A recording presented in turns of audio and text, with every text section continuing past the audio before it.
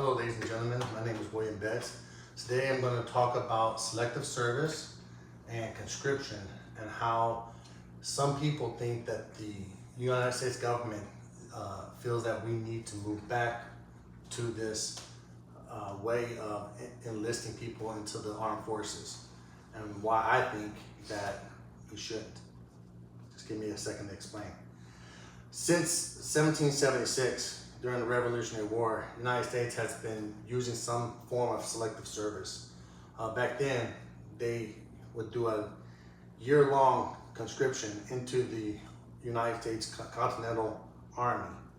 After 1 year, a person who is 18 to 25 can either decide to re-up and continue to fight with the Army, or they could go back and live their lives as they were.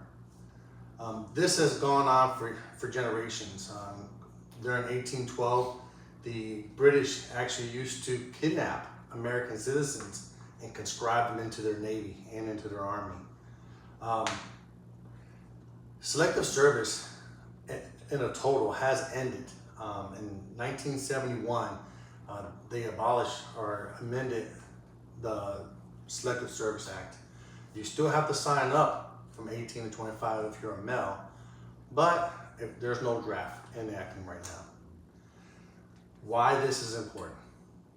Well, since they want to, or they're thinking about bringing back the draft or conscription, this is important to today's citizens.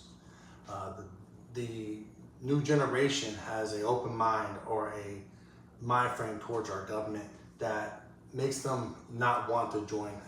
It shows just in our numbers. But forcing them in isn't the way to go.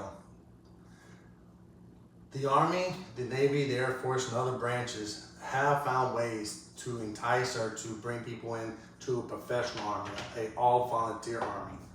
This army, or this armed force, allows for a more professional, a more disciplined and driven force.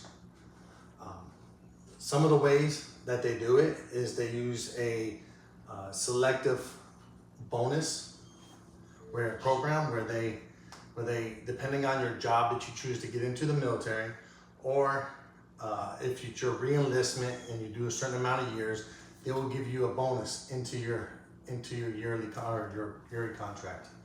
Additionally, the armed forces are giving many benefits, including health benefits, college tuition, college debt repayal.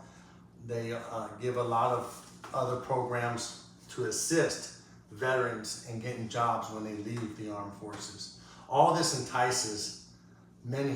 should entice people to get in.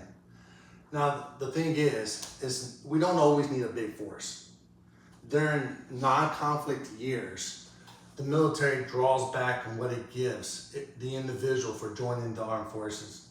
And this, in turn, doesn't make it so appetizing to join, including taking away certain retirement benefits, certain health benefits, or even disability from service members. But when a war happens or kicks off, then the armed forces starts to pour in to their individuals that they need to join. Additionally, to make it more enticing is that they use equipment and special training and new technology to help not just destroy the enemy, but to defend the individual. This also looks good for the armed forces when it comes to bringing people in, because they don't want to join a military that's undisciplined, who cannot fight, who cannot defend themselves well. Nobody wants to be laid for the slaughter. And that's why it's important to stay on all volunteer force, is because you're able to fluctuate how much you spend on that force. And additionally, you're able, with that, when you pour in the money, you're able to do things to keep the morale and discipline of those individuals while they serve.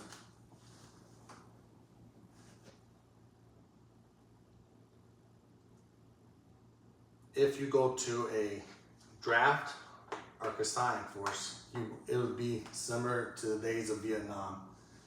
The average citizen looked poorly onto this and did not know why we were sending our young soldiers overseas. Additionally, the people that they were bringing in were undisciplined and did not want to be there. And so this made for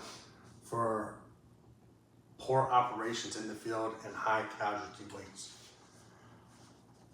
I suggest that we, as a country, always stay a professional armed forces and push them into war, and don't do a draft.